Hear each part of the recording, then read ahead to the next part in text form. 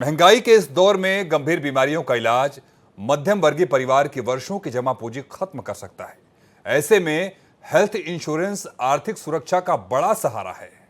लेकिन संकट के समय कंपनियों द्वारा बड़े दावों को खारिज या आंशिक भुगतान करना एक बड़ा सच है। बीमा होने के बावजूद कई बार मरीजों को अपनी जेब से ही पैसे चुकाने पड़ते हैं।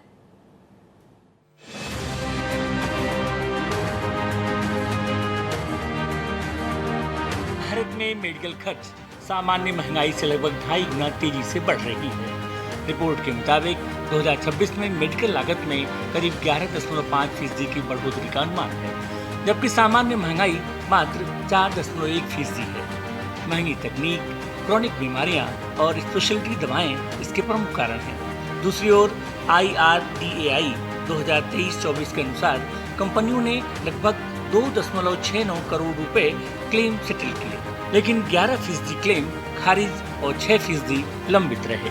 वित्त वर्ष 2023-24 में लगभग 26,000 करोड़ रुपए के हेल्थ इंश्योरेंस क्लेम खारिज या अस्वीकार कर दिए गए, जो पिछले वर्ष से करीब 19% अधिक है। इसमें लगभग 15,100 करोड़ रुपए के क्लेम डिसअलाउ और 10,937 करोड़ रुपए रिपुडिएट किए गए। बढ़ते खर्च पर डॉक्टरों की चिंता है कि सरकारों को महंगी दवाइयां और आधुनिक इलाजों की कीमत पर नियंत्रण के लिए जीवन रक्षक औषधियों पर लगने वाले टैक्स की नीति की समीक्षा करनी चाहिए। जो मरीज है उसके लिए इलाज करा पाना अत्यधिक मुश्किल होता जा रहा है। उसका एक सबसे बड़ा कारण क्या आ रहा है कि कहीं पर भी मेडिकल सेक्टर के अंदर एक ढंग के नॉर्म्स एंड कंडीशंस नहीं लगाई गई। जैसे कि मैं कहता हूं कि हमारे ऊपर डॉक्टरों को नर्सिंग होम खोलने के लिए लगभग 40 लाइसेंस लेने पड़ते हैं और हर जगह पे रिश्वत लगती है और वहाँ पे वो जो बेड की कीमत आती है, आज सरकारी बेड के अंदर खर्चा देखो तो वो 80,000 आता है एक ऑपरेशन का। हेल्थ इंश्योरेंस क्लेम में कटौती को लेकर डॉक्टरों का कहना है कि कई बार मरीज को इलाज के साथ साथ बीमा कंपनी की शर्तों और कटौती का भी सामना करना पड़ता है।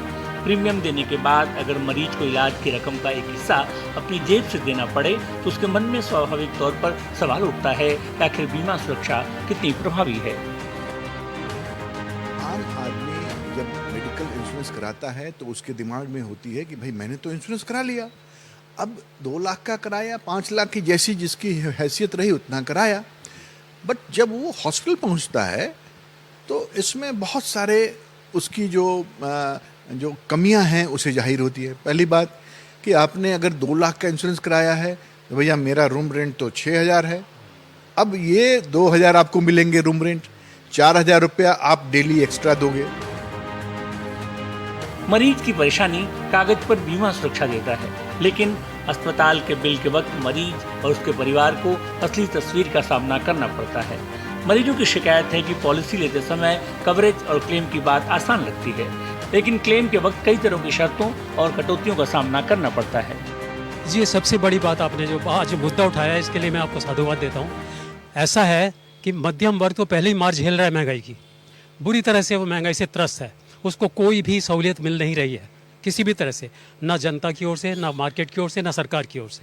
और उसमें जो मुद्दा है, सबसे बड़ा मुद्दा ये है कि बीमारी और जो हेल्थ का जो प्रॉब्लम है, और उसमें सबसे बड़ा जो पिसने वाला वर्ग है वो है मध्यम वर्ग।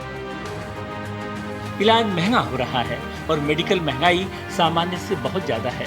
ऐसे में हेल्थ इंश्योरेंस जरूरी आर्थिक सुरक्षा है, लेकिन इसकी असली ताकत जरूरत पर सही क्लेम मिलने में है। इसलिए पॉलिसी खरीदते समय सिर्फ सेटलमेंट रेशियो न देखें, बल्कि शर्तें, कवरेज राशि और नियम भी समझें। बीमारी के वक्त सबसे बड़ा सवाल यही होता है कि इलाज का खर्च कौन उठाएगा। आप अपना मेडिकल इंश्योरेंस ज़रूर कराएं, क्योंकि अचानक आने वाले इस खर्चे में अक्सर ये देखने को मिला है कि लोगों की जमा पूंजी तो जाती ही है, बल्कि वो कर्जे में डूब जाते हैं।